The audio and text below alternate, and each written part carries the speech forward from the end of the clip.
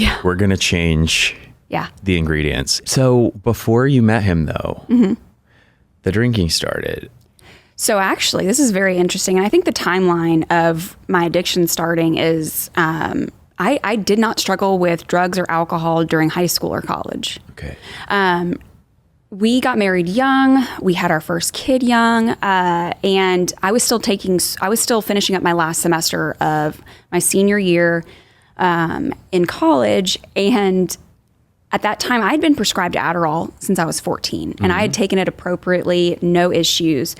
But being a tired mom, dealing with a newborn, trying to finish up my senior year, I'm trying to get a degree. I was like, it was this moment. I was 22 years old and I was like, just trying to finish something up. Maybe it was a paper or something. And I was like, just take an extra Adderall. It's not going to do anything. And I don't know what it was, but I took that Adderall and a whole ass light switch. I mean, it just turned everything on for me. And from that moment on, it just like alcoholism, right? It just got worse. It just got so much worse. And it wasn't until about 4 or 5 years later by the state of Texas, I could no longer fill an Adderall or any controlled substance in the state of Texas. So at that point, I think literally that day when I was told you are no longer going to be able to fill this prescription in the state of Texas, I immediately remember being like, how am I going to change the way I feel? Because I don't like the way I feel. I feel so uncomfortable. The most ready available thing was alcohol. And that moment on, that's when that took off.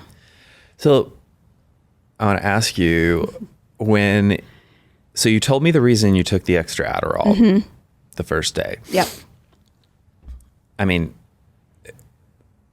I feel like not encouraging anybody to do this, but just saying, I feel like many people who are prescribed Adderall would probably say at one point or another, they took one extra. Yeah. But what was it that when you kept doing it, you were receiving and repeatedly trying to achieve? Because there's a point where you're like, I am doing this and this is why it's okay.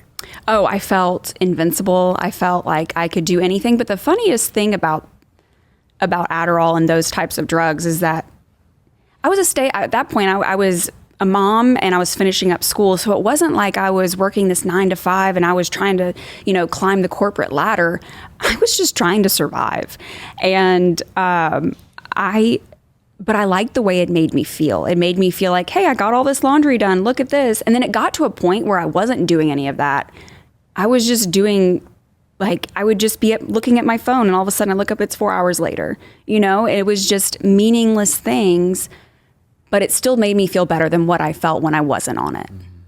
So that's what I was constantly chasing a feeling, something different than what I felt. Because in reality, I was just so uncomfortable in the skin that I was in because I just didn't know who I was or who I wanted to be, the fear.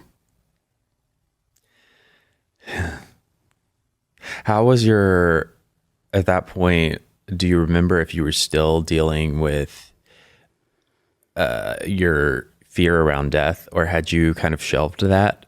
I kind of, as I got